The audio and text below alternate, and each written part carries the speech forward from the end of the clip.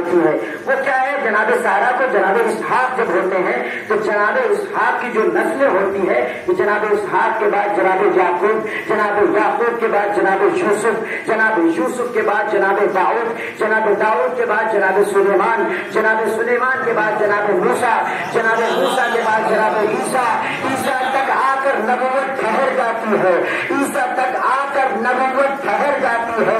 ابراہیم کی دو شاخیں جب آتی ہے، ایک جناب اسحاق کی نسل ہے، ایک جناب اسماعیل کی نسل ہے، اس اسحاق سے یعقوب ہوئے، یعقوب سے یوسف ہوئے، یوسف سے داؤد ہوئے، داؤد سے سلیمان ہوئے، سلیمان سے موسیٰ ہوئے، موسیٰ سے عیسیٰ ہوئے، عیسیٰ تک آ کر نبوت ٹھہر جاتی ہے۔ اب اس سے آگے نبوت نہیں بڑھتی۔ اب جناب اسماعیل کی اولادیں کون ہے؟ جناب اسماعیل کے بعد کوئی نبی نہیں ہوتا، بلکہ جو ہوتا ہے وہ ولی خدا ہوتا ہے، خدا کی پرستش کرتا رہتا ہے، ابراہیم کے دین پر عمل کرتا رہتا ہے۔ اب یہ سلسلہ آگے بڑھتے ہوئے بنی قصہ کے پاس جاتا ہے، بنی قصہ سے عبد المناف تک جاتا ہے، عبد المناف کے بعد ہاشم ہوتے ہیں، ہاشم کے بعد عبد المطلب ہوتے ہیں، عبد المطلب کی 10 اولادیں ہوتی ہے۔ توجہ ہے ناظرین محترم، عبد المطلب پہنچا رہے ہیں کربلا تک تاکہ آپ کو کربلا تک لے کر جانا ہے۔ عزیزان محترم، عبد المناف کے 10 اولادیں رہتی ہے۔ پہلے سب سے بڑا بیٹے کا نام حارث تھا، سب سے بڑے بیٹے کا نام حارث تھا۔ اب جیسے ہی جناب حارث دنیا میں آتے ہیں تو جناب عبد المطلب کون رہتے ہیں؟ جناب عبد المطلب سردار مکہ رہتے ہیں، وہ خادم رہتے ہیں کعبے کے۔ اب جو بھی ظاہر آتا تھا جناب عبد المطلب اسے کھانا کھلاتے تھے، اسے مہمانی کرتے تھے اور اسے کھانا کھلاتے تھے۔ عزیزان محترم، جناب عبد المطلب نے بہت ہی کوشش کر کے جو زمزم دشمنوں نے پار دیا تھا، ختم کر دیا تھا، جناب عبد المطلب اور حارث دونوں نے مل کر جب زمزم کو دوبارہ نکالا ہے تو اس میں سے سونے کی ہیرنی نکلتی ہے، اور اس سونے کی ہیرنی نکلنا، زمزم کا دوبارہ نکلنا، مکے کی خوشحالی جب دوبارہ آتی ہے تو عبد المطلب کا امتیاز اور بلند ہو جاتا ہے، مرتبہ اور بلند ہو جاتا ہے۔ قریش کے قبیلے 4 ہوتے ہیں۔ قریش کے کتنے قبیلے ہیں؟ 4 قبیلے ہیں۔ ایک ہے بنی تیم، ایک ہے بنی عدی، ایک ہے بنی امیہ، ایک ہے بنی ہاشم۔ بنی عدی، بنی تیم، بنی امیہ، بنی ہاشم۔ عزیزان محترم، جب جناب عبد المطلب کا امتیاز جب بلند ہوتا ہے، اب بنی امیہ کی دشمنی بھرنے لگتی ہے، وہ بھرنے لگتی ہے، عزیزان ابھرنے لگتی ہے۔ جناب امیہ کی جو دشمنی ہے وہ ہاشم سے ابھرنے لگتی ہے۔ اب عزیزان محترم، جب ابھرنے لگتی ہے، جب جناب عبد المطلب پہ دشمنی کے اظہار ہونے لگے، ایک مرتبہ جناب عبد المطلب نے کہا، پروردگار اگر ہمیں 10 اولاد ہوگی تو میں ایک کو راہ خدا میں قربان کر دوں گا۔ توجہ ہے ناظرین محترم، اگر ہمیں 10 اولاد ہوگی تو ایک کو میں راہ خدا میں قربان کر دوں گا۔ تاریخ بتاتی ہے اللہ نے جناب ابراہیم کو 10 نعمت سے نوازا ہے، 10 اولادیں عطا کی ہے، اور جناب عبد المطلب کو جب اولادیں عطا اللہ کر دیتا ہے، اب ارادہ جو عہد کیا تھا جناب عبد المطلب نے اس کو اب نبھانا ہے۔ اب جب نبھانے کی بات آئی، سارے بیٹوں کا قرآن نکالا گیا۔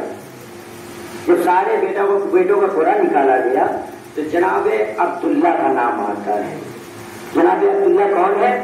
جناب عبداللہ رسول خدا صلی اللہ علیہ وسلم۔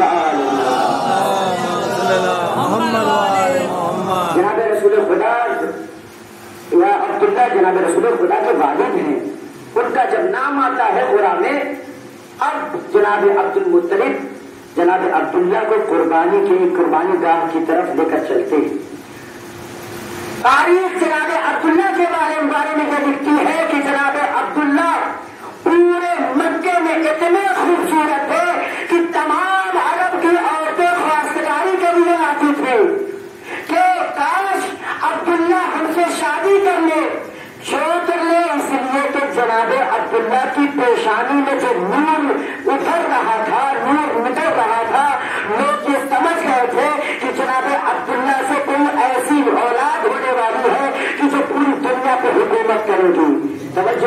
عزیزان محترم جناب عبداللہ کے پاس بہت ساری خواتین کا خواستگاری کیا ہے. پھر جناب عبداللہ کو جب لے کر جایا گیا تو جناب عبداللہ جب گئے ہیں اپنے بابا عبد المطلب کے پاس، ایک مرتبہ سارے مکے والے کہتے ہیں کہ اے عبد المطلب، ارے عبداللہ بہت خوبصورت ہے، آپ ان کے بجائے کوئی اور بیٹا لے لیجیے، ان کے بجائے کوئی اور بیٹا لے لیجیے. جناب عبد المطلب نے کہا نہیں، عبداللہ کا نام آیا ہے تو خدا کی بارگاہ میں قربان کرنا ہے. توجہ ہے نا عزیزان محترم. اب اتنے میں جو اس زمانے میں جو بھی شریعت رہی ہو، توریت سے انجیل سے، اس شریعت کے مطابق کسی نے کہا کہ ایک انسان کا خون بہا بھی ہوتا ہے. اگر ایک انسان کو ضد کرنا ہے، خدا کو قربان کر رہا ہے، تو اس کا خون بہا بھی ہوتا ہے. فلاں فلاں مدینے میں ایک عالمہ رہتی ہے، آپ اس سے پوچھئے کہ خون بہا کیا ہوگا. جناب عبد المطلب مدینے کا سفر کرتے ہیں اور سفر کرنے کے بعد جناب عبداللہ کو لے کر جاتے ہیں. وہاں وہ عالمہ کہتی ہے کہ جناب عبداللہ کا جو خون بہا ہوگا وہ 10 اونٹ ہوگا. 10 اونٹ کو آپ گڑا کریے، پھر جناب عبداللہ کا نام اس میں ڈالیے، جس کا نام آ جائے اسے قربان کر دیجیے. جناب عبد المطلب آتے ہیں، آنے کے بعد قرآن نکالا گیا. جب بھی قرآن نکالا جا رہا ہے تو عبداللہ کا نام آ رہا ہے. توجہ ہے نا عزیزان محترم. 10 اونٹ کا اضافہ کیا، پھر عبداللہ کا نام آ رہا ہے. پھر 10 اونٹ کا اضافہ کیا، پھر جناب عبداللہ کا نام آ رہا ہے. 10 اونٹ کا اور اضافہ کیا، پھر جناب عبداللہ کا نام آیا ہے. یہاں تک کہ جب 100 اونٹ ہو گئے تب جا کر اونٹ کا جب قرآن نکلا تو ایک مرتبہ جناب عبد المطلب نے کہا ابھی بھی مجھے اطمینان نہیں ہے. توجہ ہے نا عزیزان محترم، ابھی بھی مجھے اطمینان نہیں ہے. پھر جناب عبد المطلب نے 100 اونٹ کا پھر قرآن نکالا. پھر جب اونٹ کا جب قرآن نکلا ہے تو جناب عبد المطلب نے کیا کیا، اس کی قربانی کی ہے اور پورے مکے والوں کو دعوت دی ہے، پورے مکے والے کو دعوت دی ہے اور سب نے پیٹ بھر کے کھانا کھایا ہے. اور یہ کیوں نہ ہوتا، اس لیے کہ خدا خوب جانتا ہے کہ نبوت کہاں سے آنی ہے. توجہ ہے نا عزیزان محترم، نبوت کو کہاں سے آنی ہے. جناب عبداللہ کا کردار بہت بابلند تھا. جناب عبداللہ اور جناب ابو طالب ایک ماں سے تھے. جناب عبداللہ اور جناب ابو طالب 2 بھائی ایک ماں سے تھے. اور بقیہ اور بھی جو اولادیں ہیں، ابو لہب ہے، جناب حمزہ ہے، حارث ہے، یہ جتنی بھی اولادیں ہیں وہ بقیہ دوسری ماؤں سے ہیں. تو عزیزان محترم جناب عبد المطلب کا امتیاز جب زیادہ بڑھا، اب بنی امیہ کمزور پڑنے لگا. بنی امیہ کیا ہے، کمزور پڑنے لگا. بنی ہاشم بلندی پہ جانے لگا. اب عزیزان محترم اس وقت کا جو سب سے بڑا دشمن تھا، 2 دشمن تھے. ایک تو بنی امیہ دشمن تو تھا ہی، دوسرا یمن کا بادشاہ بھی عبد المطلب کا دشمن تھا. یمن کا بادشاہ کیا کرنا چاہتا تھا، یمن کا بادشاہ نے یہ دیکھا کہ لوگ مکے کی طرف تجارت کر رہے ہیں، مکے کی بلندی ہو رہی ہے، مکے کی طرف تجارت کر رہے ہیں. تو یمن کے بادشاہ نے ایک بہت ہی خوبصورت گرجا بنایا اور گرجا بنایا تاکہ لوگ مکے کو چھوڑ کر ہمارے یہاں آئے، آنے کے بعد ہمارے یہاں تجارت زیادہ چلے. عزیزان محترم جناب عبد المطلب نے جب یہ دیکھا تو لوگ گرجا جو بنا ہوا تھا نیا، اس کی طرف جانے کے بجائے لوگ خانہ کعبہ میں آتے تھے، پھر بھی خانہ کعبہ میں آتے تھے. اس لیے کہ لوگوں کی یادیں یہاں پہ جڑی ہوئی ہیں، اجداد ان کی عبادت کرتے تھے، لوگوں کی یادیں یہاں جڑی ہوئی ہیں. ایک مرتبہ جیسے ہی ابرہا نے یہ دیکھا، جو نام تھا ابرہا نے یہ دیکھا لوگ گرجا کی طرف نہیں جا رہے ہیں، خانہ کعبہ کی طرف جا رہے ہیں. ابرہا نے ارادہ کیا میں خانہ کعبہ کو اٹھا دوں گا، تب لوگ یہاں پر آنے لگیں گے. ہاتھیوں کا لشکر لے کر آیا، ہاتھیوں کا لشکر لے کر آیا.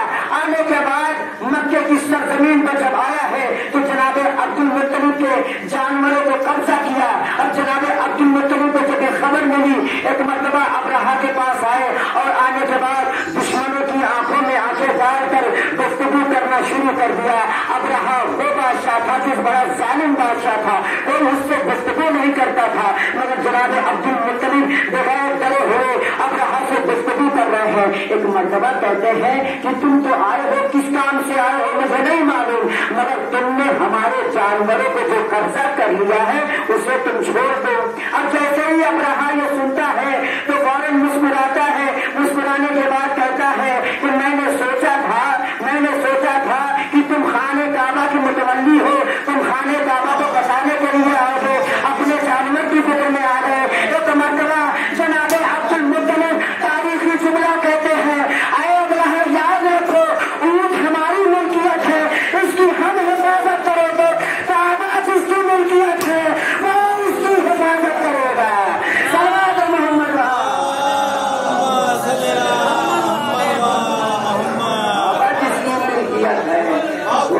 حفاظت کرے گا. توجہ ہے نا عزیزان محترم. اب جناب عبد المطلب جب آئے ہیں, آنے کے بعد خانہ کعبہ میں دعا کرتے, پروردگار یہ تیرا گھر ہے اور تو ہی ہم سب کا محافظ ہے, تو اپنے گھر کی حفاظت فرما. جناب عبد المطلب دعا کرے اور پوری نہ ہو یہ ہو ہی نہیں سکتا. جناب عبد المطلب ابھی دعا ہی کر رہے تھے کہ آسمان میں سیاہی نمودار ہوئی. توجہ ہے نا عزیزان محترم, آسمان میں سیاہی نمودار ہوئی. ایک مرتبہ جیسے ہی جناب عبد المطلب آسمانوں کی طرف دیکھتے ہیں, کیا دیکھتے ہیں؟ اللہ نے ابابیلوں کا لشکر بھیج دیا ہے. توجہ ہے نا عزیزان محترم, اللہ نے ابابیلوں کا لشکر بھیج دیا ہے. ارے کس کے مقابل میں بھیجا ہے؟ ہاتھیوں والے لشکر کے مقابل میں ایک چھوٹے سے لشکر کو بھیجا ہے. عزیزان محترم تاریخ بتاتی ہے جب یہ لشکر چلا رسول کو جس واقعے کو یاد دلا رہا ہے. اچھا یہ واقعہ رسول کے پیدا ہونے سے پہلے واقع ہوا ہے, مگر اس کے بعد جب رسول اس دنیا میں آئے تو اللہ اس واقعے کو یاد دلا رہا ہے. الم تر کیف فعل ربک باصحاب الفیل, اے رسول کیا تم نے نہیں دیکھا کہ ہم نے اصحاب فیل کو کس طرح سے چنا چبائے بھینسوں کی طرح بنا دیا. اب جب یہ لشکر چلا, کہاں چلا؟ اب رہے کے لشکر پر. ایک مرتبہ جیسے ہی آیا ہے سارے ابابیلوں نے ایک کنکر جو پھینکا ہے تو تاریخ میں بتاتی ہے, قرآن کہتا کا اصل معقول وہ چنا چبائے ہوئے بھوسوں کی طرح ہو گئے, وہ چنا چبائے ہوئے بھوسوں کی طرح ہو گئے. اب عزیزان محترم کوئی یہ نہ کہے کہ آج کے زمانے میں اللہ کی طاقت کہاں ہے, اللہ کی طاقت کہاں ہے. پوری دنیا امریکہ اور اسرائیل کو سپر پاور کہہ رہی ہے, مگر جب یہاں سے ایک میزائل جاتا ہے تو لوگ پریشان ہو جاتے ہیں. صلوات محمد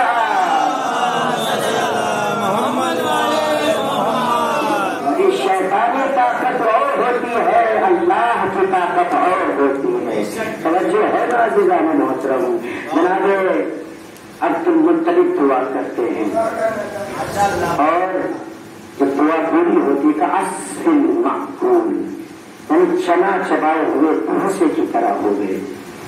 اب عزیزان محترم جب ساری ابابیلوں نے چنگری کو پھینک دیا تو ایک ابابیل جو چل نہیں پاتی تھی وہ اپنے چونچ میں چنگری کو دبائے ہوئے خانہ کعبہ کی دیوار پہ بیٹھی ہوئی اب یہ تمنا کر رہی ہے کاش دشمن خدا ہمیں نظر آ جائے, میں اس کے اوپر اس پنکھڑی کو گرا دوں. توجہ ہے نا عزیزان محترم. انتظار تاریخ بتاتی ہے, انتظار کرتی رہی وہ کنکری, تاریخ آ گئی غدیر کی. توجہ ہے نا عزیزان محترم, تاریخ آ گئی غدیر کی. 1.25 لاکھ کا مجمع ہے, رسول خطبہ دے رہے ہیں, علی کو بلایا, بلانے کے بعد کہتے من کنت مولا فہذا علی مولا, جس کا میں مولا ہوں اس کو علی مولا ہے. اسی مجمع سے ایک حارث نام کا شخص تھا, خطبے کے بعد کہنے لگا یا رسول اللہ اگر یہ بات آپ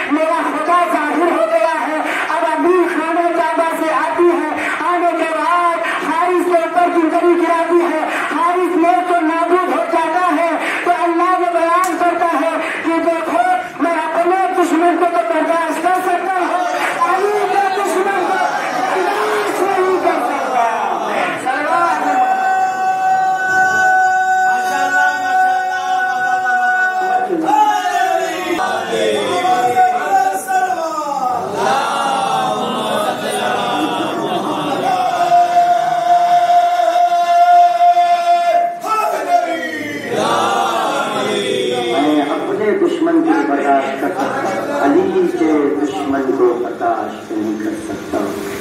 جتنے فضائل ہیں اہل بیت کے، اگر اس کو رقم کیا جائے تو رقم کرنا ناممکن ہے. اس لیے کہ رسول خدا نے فرمایا کہ اگر سمندر سیاہی ہو جائے، درختوں کو قلم بنا دیا جائے، پتوں کو اگر کاغذ بنا دیا جائے، انسان اور جنات مل کر اگر رات اور دن علی کے فضائل بیان کرنا چاہیں پھر بھی وہ قاصر ہیں، علی کے فضائل نہیں بیان کر پائیں. کتنے فضائل ہیں مولا کے. آج محرم کی شب 4 ہے. مزیدارو، 3 تاریخ جو گزری ہے کربلا میں، ایک ایسی تاریخ ہے کہ طریق خیمہ پر شہزادی زینب نے یہ دیکھا کہ یزید کی طرف سے فوجوں پہ فوجیں آ رہی ہیں. یزید کی طرف سے فوجیں آ رہی ہیں. ایک مرتبہ تڑپ جاتی ہیں کہ میرے بھائی کو قتل کرنے کے لیے فوجوں کو فوجیں آ رہی ہیں، مگر کوئی میرے بھائی کی امداد کے لیے نہیں آ رہا ہے. جزاکم اللہ خیر الجزا. خدا کو کوئی ہم نہ دے سوائے غم سید الشہداء. آئی ہے کہ بھائی کے بعد بھیا ارے یزید کی طرف سے فوجیں آ رہی ہیں، ہماری امداد کے لیے کوئی نہیں آ رہا ہے. ایک مرتبہ جیسے ہی شہزادی زینب نے یہ سنا اور امام حسین کو خیال آ گیا کہ میرا ایک بچپن کا دوست ہے. حبیب ابن مظاہر کو امام حسین خط لکھتے ہیں، اے میرے دوست حبیب، رجل فقیر کا لقب دیا ہے امام نے. عزیزان محترم، امام حسین چاہتے تو لشکر بلوا سکتے تھے حبیب ابن مظاہر کے ذریعے سے، اور جو آج کے زمانے کے لیے امام حسین نے یہ بتا دیا ہے کہ دیکھو، اگر کوئی جنگ کو فتح کیا جا سکتا ہے تو اسے فقیر کی ضرورت پڑتی ہے، اس کے لیے فقیر کی ضرورت پڑتی ہے. مثال پیش کر دوں تاکہ بات واضح ہو جائے. اگر کسی کو خطرہ ہے تو وہ فون اگر اپنے دوست کو تو کرتا ہے کہ دوست ہماری مدد کے لیے آ جائے، دوست ہماری مدد کے لیے آ جاؤ تاکہ ہم نجات حاصل کر لیں. دوست پوچھے گا کیا ہوا؟ کہا ہمیں 25 آدمی مل کر ہم پر ظلم ستم ڈھا رہے ہیں. ایک مرتبہ جیسے ہی 25 آدمی کا نام دوست سنتا ہے تو وہ کہتا ہے کہ میں بھی 25 افراد کو نہیں لے کر آ رہا ہوں بلکہ 50 افراد کو لے کر آ رہا ہوں تمہاری مدد کے لیے. مگر عزیزان محترم، امام حسین نے نہ حبیب ابن مظاہر سے لشکر مانگا، نہ یہ کہا حبیب یہاں 9 لاکھ کی فوجیں ہیں تمہیں 9 لاکھ کی فوجیں لے کر آؤ، بلکہ کہہ رہے ہیں اے میرے دوست تم رجل فقیر ہو، تم رجل فقیر ہو.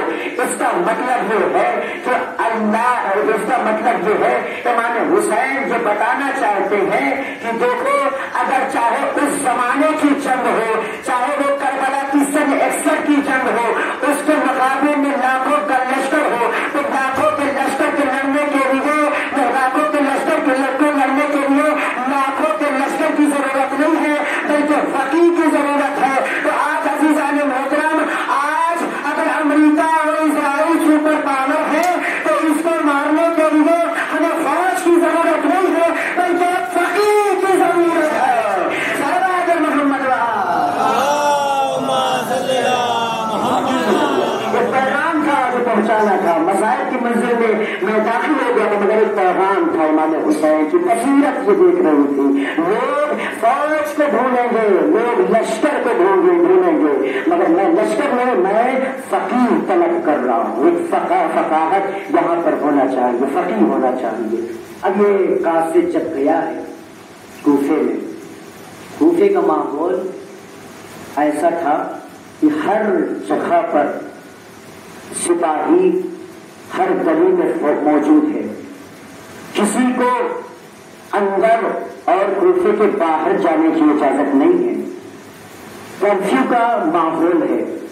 ابن زیاد کی پابندی ہے۔ اس ماحول میں جب قاصد پہنچا ہے حبیب ابن مظاہر کے گھر پر، تو اس وقت حبیب ابن مظاہر دسترخوان پر بیٹھے ہوئے تھے، غذا تناول کر رہے تھے۔ ایک مرتبہ دروازے پہ تقل بات ہوا، میں قاصد حسین ہوں۔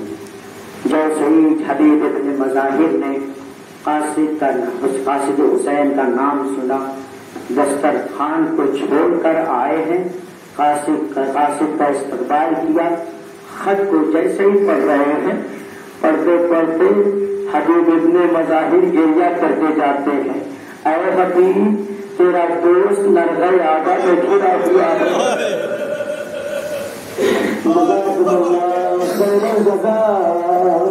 خدا کو کوئی غم نہ دے سوائے غم سید الشہداء کے، اے حبیب تیرا آقا نرغہ آبا میں گرا ہوا ہے۔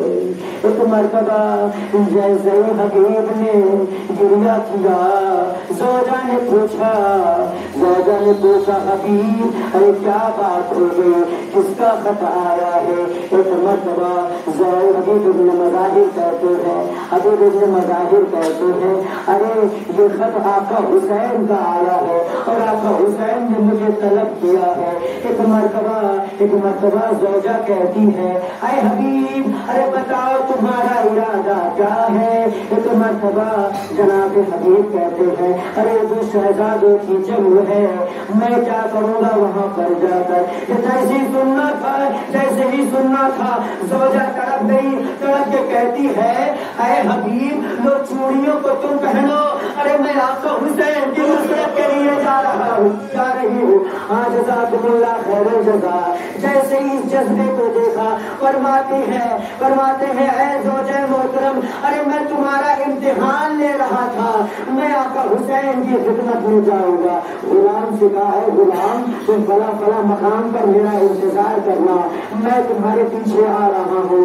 اب جب غلام باہر جاتا ہے، ایک مرتبہ جب تاخیر ہو جاتی ہے، جناب جو غلام گھوڑے سے کہتا ہے اے گھوڑے گھبرانا نہیں، اگر میرا آقا حبیب نہ آیا تو میں حسین کی نصرت کے لیے جاؤں گا، میں حسین کی مدد کے لیے جاؤں گا۔ ارے جیسے ہی حبیب نے سنا ارے گریہ فرماتے ہیں ہائے میرا آقا حسین اتنا غریب ہو گیا کہ غلام بھی قربانی کے لیے گیا۔ جزاکم اللہ خیر الجزا۔ خدا آپ کو کوئی غم نہ دے سوائے غم سید الشہداء کے۔ حبیب ابن مظاہر کربلا کی جانب جب جاتے ہیں، ایک مرتبہ امام حسین کی نظر کوفے کی منزل پر ہے، دربار میں شروع ہوئی۔ ایک مرتبہ حبیب ابن حسین کہتے ہیں اے بھیا پاک ارے آگے بڑھو، میرا دوست حبیب آ رہا ہے، اے میرے بیٹا علی اکبر ارے آگے بڑھو، اس لیے تو میرا دوست حبیب آ رہا ہے، اے میرے بیٹا قاسم ارے آگے استقبال کے لیے بڑھو، اس لیے تو میرا دوست حبیب آ رہا ہے۔ ارے سارے بنی ہاشم حبیب کے استقبال کے لیے آگے بڑھو، حبیب آتے ہیں مولا کے قدموں میں گر جاتے ہیں، اے آقا ارے بڑی دیر کر دی، کاش آپ مدینے میں ہمیں بلایا ہوتا تو میں مدینے آ جاتا۔ ہزاران مظلوم کربلا ابھی حبیب اور حسین میں گفتگو ہو ہی رہی تھی، ایک مرتبہ جناب زینب نے فضہ کو بلایا، اے فضہ میں نے سنا ہے میرے بھائی حسین کے دوست حبیب آئے ہیں، ارے جا کر میرا سلام کہہ دو، اس لیے کہ میرے بھیا کو قتل کرنے کے لیے فوج میں فوج آ رہی ہے۔ اے حبیب ارے تمہارا شکریہ کہ جو ہمارے بھائی کی امداد کے لیے آئے۔ آزاداران مظلوم کربلا خدا تو کوئی غم نہ دے سوائے غم سید الشہداء کو۔ فضا آتی ہے آنے کے بعد کہتی ہے اے حبیب اے شہزادی زینب نے تمہیں سلام کہا ہے، حسین جناب زینب کے سلام کو حبیب سنتے ہیں تڑپ جاتے ہیں. ارے جو وقت کیسا گیا آقا زاویہ غلام کو سلام کرے. آزاداران مظلوم کربلا خدا تو بے دے حبیب اجازت لے کر مقتل میں آتے ہیں. وار پہ وار کرتے ہیں. ابھی کیسا وقت آتا ہے دشمنوں کے لڑنے میں جب حبیب گر گئے زخمی حالت میں جب حبیب زمین پر آئے آواز دی آقا حسین میرا آخری سلام ہو تمہارا دوست اب اس دنیا سے جانے والا ہے. امام حسین حبیب کے لاشے پر پہنچتے ہیں. پہنچنے کے بعد گریہ کرتے ہیں اور گریہ کرنے کے بعد کہتے ہیں حبیب ارے کل کتنی اچھی دوستی کو نبھایا ہے اپنے دوست کو چھوڑ کر اس دنیا سے جا رہے ہو. میں نے تمہیں بلایا تھا تاکہ تم حسین کی مدد کر سکو. اے حبیب ارے تمہارے بعد ہم پر اتنا ظلم اٹھایا جائے گا کہ کوئی برداشت نہ کر پائے. وسوال الذین ظلموا الجميع قلب جن قلب وظن